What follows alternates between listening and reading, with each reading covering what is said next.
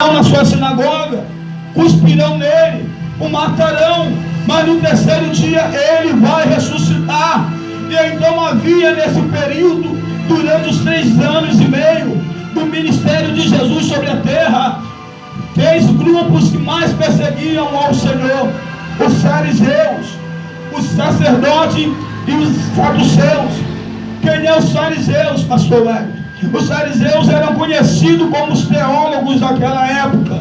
Quem eram os saduceus? Eles eram um grupo semelhante aos fariseus, de mentes pensantes, conhecedores das sagradas escrituras. Porém, há uma grande diferença entre os saduceus e entre os fariseus. A diferença era: os fariseus acreditavam em espírito, os fariseus acreditavam na ressurreição, os fariseus acreditavam em Deus, os saduceus acreditavam em Deus, mas não acreditavam na ressurreição, nem acreditavam que existia anjos ou demônio. Então a mensagem de Jesus, apontando que ele era aquele que iria fazer cumprir a profecia do apóstolo, do profeta Isaías, que diz que ele iria levar na cruz do Calvário as nossas dores, as nossas enfermidades, mas que ele seria levantado da terra, ele iria ressuscitar. Parecia algo ameaçador ao escopo de ensinamento do saduceu. E você vai ver, você vai lembrar que no capítulo 22 de Mateus, os saduceus chegaram ao Senhor dizendo assim: mestre, Moisés nos entregou a tradição do levirato, porque se um homem casar com uma mulher e ele morrer e não deixar filho, o outro irmão desposará com ela, para levantar descendência ao irmão morto. Aconteceu que havia uma mulher e 7 irmãos. O primeiro casou com ela e ele morreu. O segundo casou com ela e ele morreu. E por fim morreu 7, sem deixar filho. E por fim depois morreu a mulher. Era uma forma de debochar de Jesus. E na ressurreição dos mortos, de quem ela será a mulher, visto que os 7 a tiveram? E o Senhor vai dizer em Mateus capítulo 22, no versículo 29, vocês estão errando por não conhecer as escrituras e nem o poder de Deus, porque está escrito nas escrituras: eu sou o Deus de Abraão, o Deus de Isaac e o Deus de Jacó. O que Deus estava falando pela boca de Jesus, pastor Wellington? Deus estava dizendo: Abraão está vivo, Isaac está vivo e Jacó está vivo. Agora, acerca da ressurreição, não se casam e não são dados em casamento. Jesus vai na ferida, porque eles serão como os anjos.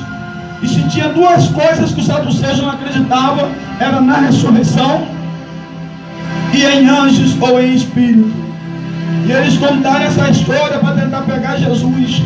E Jesus mostrou para eles, indo lá no princípio, na raiz da fé: nunca lestes que o Eterno disse: eu sou o Deus de Abraão, de Isaac e Jacó? Então Deus está dizendo: Abraão não está morto, Isaac não está morto, Jacó não está morto. O que eu quero te dizer com isso? Que todos aqueles que estão na presença do Senhor, a morte está enganando a si mesma, pensando que tem poder sobre a nossa vida. Sobre a nossa vida pesa o peso da palavra de Deus. Nenhuma ferramenta preparada contra a nossa vida irá prevalecer. Agora, louvado seja Deus. A Bíblia vai dizer que a igreja está situada lá em Damasco, na cidade.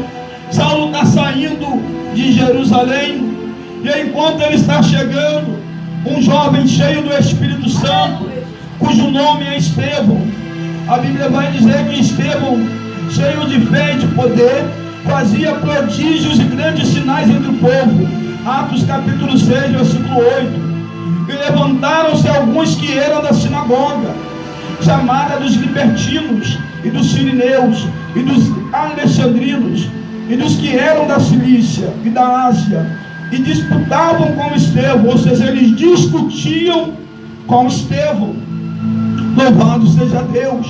Mas só que eles não podiam resistir ao espírito de sabedoria, como Estevão falava.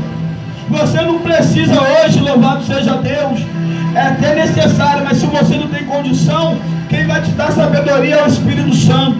Quem vai te dar sabedoria é o Espírito do Senhor, porque eles subornaram e levantaram falsas acusações contra o servo de Deus, com qual intenção? De o acusar para poder apedrejar Estevão até a morte. Mas a Bíblia fala que Estevão estava cheio de fé e cheio de sinais e prodígios que era feito por ele. Você sabe o que é prodígio? São milhares de milagres simultaneamente. Milhares de milagres simultaneamente, através de um homem que obedecia a palavra do Senhor. E quando nós, louvado seja Deus, obedecemos a palavra do Senhor, nós também teremos esse mesmo poder sobre a nossa vida, sobre o nosso ministério, de operar milagres, o Senhor através da nossa vida como canal nas suas mãos.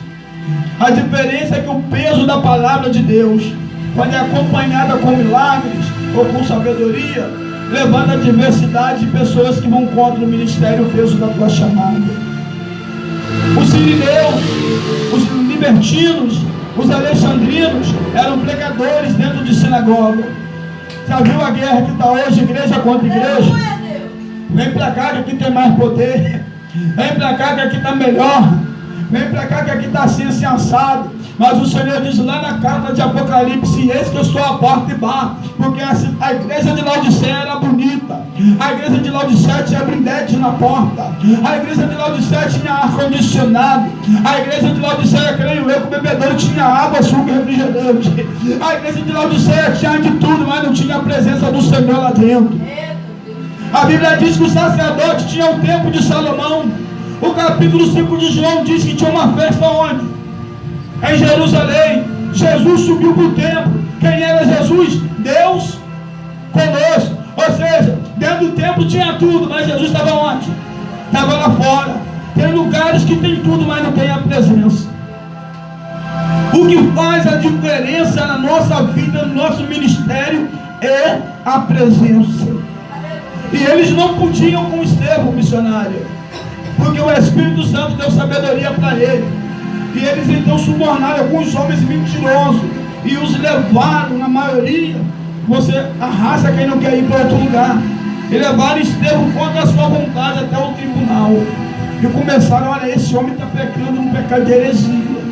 Ele está falando contra a lei de Moisés e contra esse tempo que é sagrado.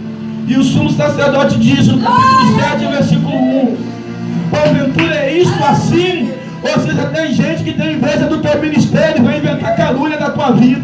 Tem gente que tem raiva da tua família e vai começar a praguejar você pelas costas. Por isso que não é bom abrir porta para qualquer um que vem na nossa casa. Assim, porque tem gente que vem para colher. Vem na nossa casa para observar, vem na igreja para observar. Mas o coração está traçando por pensamentos de mentira e de calúnia. E o sumo sacerdote disse assim: porventura é isso assim mesmo? E Estevão, louvado seja Deus, ele começa a fazer uma retrospectiva desde o chamado de Abraão. Mas para adiantar e ganhar tempo, ele vai dizer sobre Davi. Porque quando Moisés sai do Egito, a casa de Deus era chamada tabernáculo. E a casa de Deus era uma tenda móvel. Os levitas tinham que montar e desmontar, missionário. Sendo que passou esse período, e agora a tenda de Deus está perto de Davi em Siló. E Davi, ele olha da janela, ele vê a tenda, e ele diz: não é certo que eu habito em casa, que a tenda do Senhor, a arca do Senhor, entenda. E o Deus enviou Natão, o profeta, e Natão disse: olha, faz tudo o que tiver no teu coração, Davi, porque o Senhor é contigo. Somente você mesmo não vai levantar a casa para o Senhor, que agora seria chamada de templo, ou entendida nos dias de hoje como a igreja. Aí então o Senhor levantou Salomão. Salomão preparou tudo. O templo ficou bonito. Diz que o fogo de Deus desceu como a provação que ele recebeu a oferta. Fogo e fumaça dentro da igreja representa a aprovação do ministério, que é consagrar alguém a um cargo eclesiástico. Vai para o joelho e diz: Senhor, mostra o fogo e a fumaça na cabeça. Se o Senhor me mostrar a visão, você que o Senhor aprovou a consagração do fulano. Porque em 2 Crônicas 6, quando Salomão está apresentando o templo a Deus, desceu fogo e fumaça, e os sacerdotes não puderam ficar em pé. Logo depois dessa grande Shekinah, da presença, do peso da glória de Deus, Salomão falou algo que mexeu com a fé religiosa. Salomão disse assim: e eis que os céus dos céus não pode conter